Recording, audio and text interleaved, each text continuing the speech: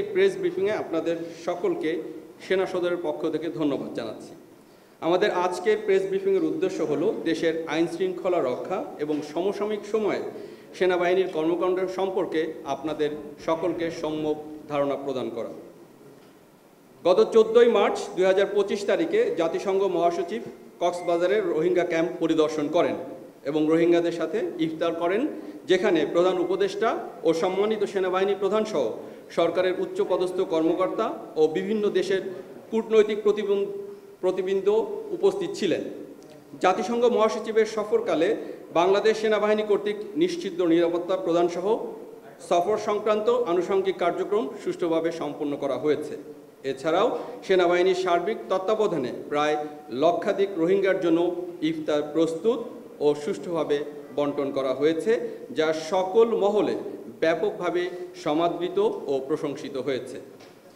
সফরকালীন সময়ে সম্মানিত সেনাবাহিনী প্রধান জাতিসংঘ মহাসচিবের সাথে হোটেল ইন্টারকন্টিনেন্টালে সৌজন্য সাক্ষাৎ করেন।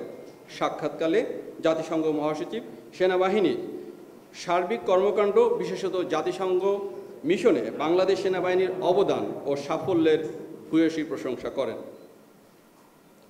ঈদ উল ফিতর উপলক্ষে ঘরমুখো মানুষের সর্বোচ্চ নিরাপত্তা ও সুশৃঙ্খল যানবাহন চলাচল নিশ্চিত করতে বাংলাদেশ সেনাবাহিনী ঈদের আগে ও পরে মিলিয়ে 2 সপ্তাহের বিশেষ কার্যক্রম গ্রহণ করে।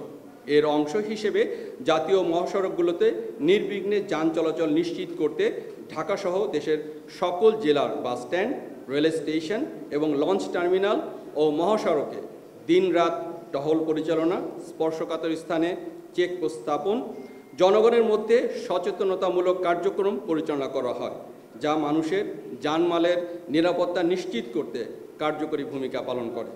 ফলশ্রুতিতে সড়ক দুর্ঘটনা সহ অন্যান্য অপরাধমূলক কর্মকাণ্ড গত বছরের তুলনায় বহুলাংশে হ্রাস পায়, যা জনসাধারণকে নির্বিঘ্নে গন্তব্যে পৌঁছানো সহ পরিবার পরিজনের সঙ্গে শান্তিপূর্ণ ও আনন্দঘন পরিবেশে ঈদ উদযাপনে সহায়ক ভূমিকা রাখে। আমরা সবাই অবগত আছি, গত 28শে মার্চ 2025 তারিখে 7.7 মাত্রার ভূমিকম্প মিয়ানমার ও থাইল্যান্ডে আঘাত হানে, যার ফলে জানমালের ব্যাপক ক্ষয়ক্ষতি হয়। এই ভূমিকম্পে মিয়ানমারের মানবিক বিপর্যয়ের সৃষ্টি হয়। প্রতিবেশী দেশের বিপদসংকুল এ সময়ে বাংলাদেশ সরকার জরুরি উদ্ধার, ত্রাণ ও চিকিৎসা সহায়তা প্রদানের উদ্যোগ গ্রহণ করে। বাংলাদেশ সরকারের এ মহৎ উদ্যোগে সশস্ত্র বাহিনী বিভাগের তত্ত্বাবধানে বাংলাদেশ সেনাবাহিনী অগ্রণী ভূমিকা পালন করে। সেনাবাহিনী কর্নেল শামীমের নেতৃত্বে ইঞ্জিনিয়ার কোরের 21 জনের একটি উদ্ধারকারী দল এবং 10 জনের একটি মেডিকেল দল প্রেরণ করা হয়। সেনাবাহিনী ছাড়াও নৌবাহিনীর 3 জন, বিমান বাহিনীর 3 জন এবং ফায়ার সার্ভিস ও সিভিল ডিফেন্সের 10 জন এবং 8 সদস্য বিশিষ্ট একটি অসামরিক মেডিকেল দল প্রেরণ করা হয়। এই উদ্ধার, ত্রাণ ও চিকিৎসা সহায়ক দল প্রেরণের ক্ষেত্রে সেনাবাহিনীর বিমান, বিমান বাহিনীর বিমান ও নৌজাহাজ ব্যবহার করা হয়। বাংলাদেশ সরকার কর্তৃক প্রেরিত এই মানবিক সহায়তাকারী দলটি অত্যন্ত সাফল্যের সাথে তাদের কার্যক্রম শেষ করে গত 15 এপ্রিল 2025 তারিখে দেশে প্রত্যাবর্তন করে। বাংলাদেশ সরকারের এই মহতী উদ্যোগে মিয়ানমার সরকার সহ সে দেশের জনগণের মাঝে ব্যাপকভাবে সমাদৃত হয়েছে, যা মিয়ানমারের বিভিন্ন ইলেকট্রনিক ও প্রিন্ট মিডিয়ায় অত্যন্ত গুরুত্বের সাথে প্রচারিত হয়েছে। বাংলাদেশ সরকারের এই উদ্যোগ নিঃসন্দেহে 2 দেশের আস্থা ও দ্বিপাক্ষিক সম্পর্ক উন্নয়নে বিশেষ ভূমিকা রাখবে। বিগত সময়ে শিল্পাঞ্চলসমূহের নিরাপত্তা নিশ্চিত করবে বাংলাদেশ সেনাবাহিনী 137টি ঝুঁকিপূর্ণ পরিস্থিতি নিয়ন্ত্রণ করেছে এবং 31 বার বিভিন্ন মূল সড়ক অবরোধ থেকে অবমুক্ত করেছে। এখানে উল্লেখ্য যে শিল্পাঞ্চলে জাতীয় নিরাপত্তা বিধানকালে গত 9 এপ্রিল 2025 তারিখে নারায়ণগঞ্জে অবস্থিত রবিনটেক্স গার্মেন্টসে অস্থিরতা প্রশমনকালে নিয়োজিত সেনা সদস্যগণ কিছু গার্মেন্টস শ্রমিক কর্তৃক ইট পাটকেল নিক্ষেপের ঘটনায় আক্রান্ত হয় এবং এতে 24 জন সেনা সদস্য আহত হয়। আহতদের মধ্যে 20 জনকে সিএমএইচে ভর্তি হয়ে বিভিন্ন মেয়াদে চিকিৎসা গ্রহণ করতে হয়েছে। উল্লেখ্য যে ঈদ পূর্ব গার্মেন্টসে অস্থিরতা মোকাবেলায় সেনাবাহিনী, মালিক পক্ষ, শ্রমিক পক্ষ, মন্ত্রণালয়, শিল্পাঞ্চল পুলিশ ও বিজিএমই সহ সংশ্লিষ্ট সকলের সাথে সমন্বয় সাধন করে শ্রমিকদের বেতন ও ভাতা পরিশোধে বিশেষ ব্যবস্থা করে। যা শ্রমিকদের মাঝে ঈদ পূর্ববর্তী গতানুগতিক অস্থিরতা প্রশমনে অত্যন্ত কার্যকর ভূমিকা রাখে।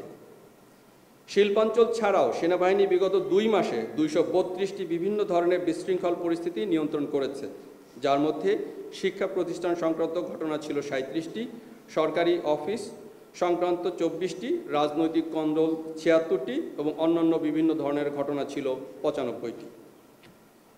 গত 2 মাসে দেশের আইনশৃঙ্খলা রক্ষায় বাংলাদেশ সেনাবাহিনী অন্যান্য আইনশৃঙ্খলা বাহিনীর সাথে সমন্বিত উদ্যোগে বিভিন্ন ধরনের অপরাধের সাথে সম্পৃক্ত মোট 2457 জনকে এবং এ যাবৎ পর্যন্ত প্রায় 8000 জনকে বিভিন্ন স্থান থেকে গ্রেপ্তার করেছে, যাদের মাঝে কিশোর গ্যাং, তালিকাভুক্ত অপরাধী, মাদক ব্যবসায়ী, অপহরণকারী, চোরাচালানকারী, প্রতারক ও দালাল চক্র, চাঁদাবাজ, ডাকাত, ছিনতাইকারী ইত্যাদি উল্লেখযোগ্য।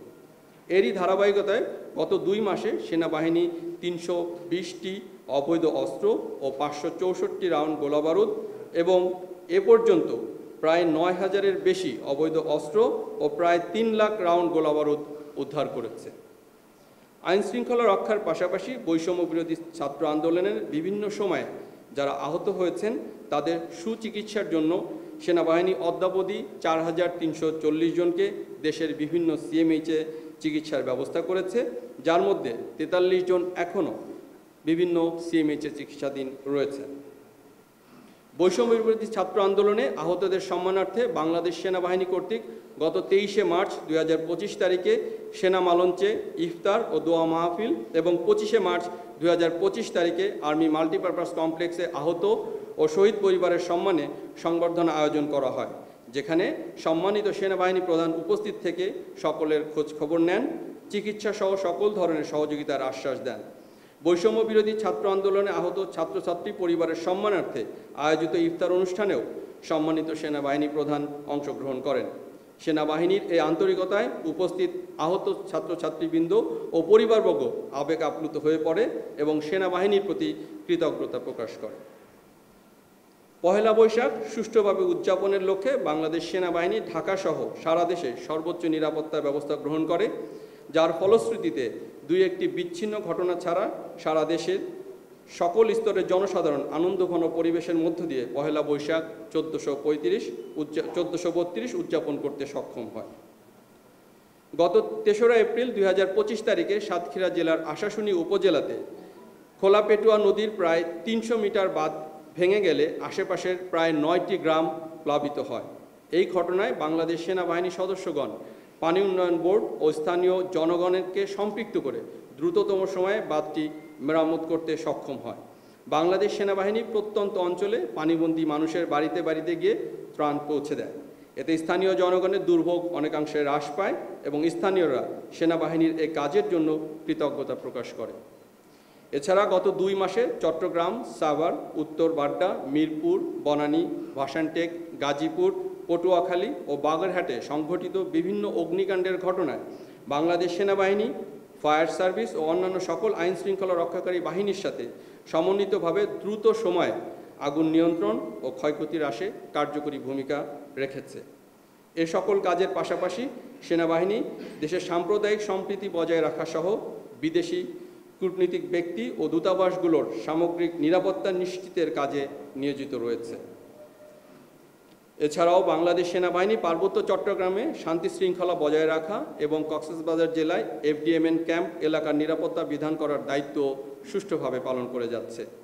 দেশের বিরাজমান পরিস্থিতিতে বাংলাদেশ সেনাবাহিনী দেশের সার্বভৌমত্ব রক্ষা, দেশের জনগণের জানমাল এবং রাষ্ট্রীয় গুরুত্বপূর্ণ সম্পদ ও স্থাপনার নিরাপত্তা প্রদান সহ সার্বিক পরিস্থিতি স্থিতিশীল রাখতে নিরলসভাবে কাজ করে যাচ্ছে।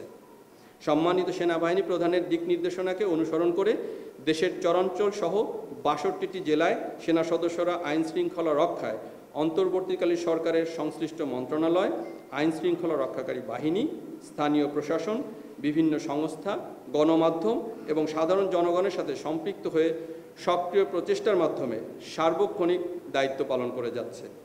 এই সমন্বয় ও পারস্পরিক সহযোগিতা আরও বৃদ্ধি করে চলমান কর্মধারা অব্যাহত রাখতে সেনাবাহিনী অঙ্গীকারবদ্ধ।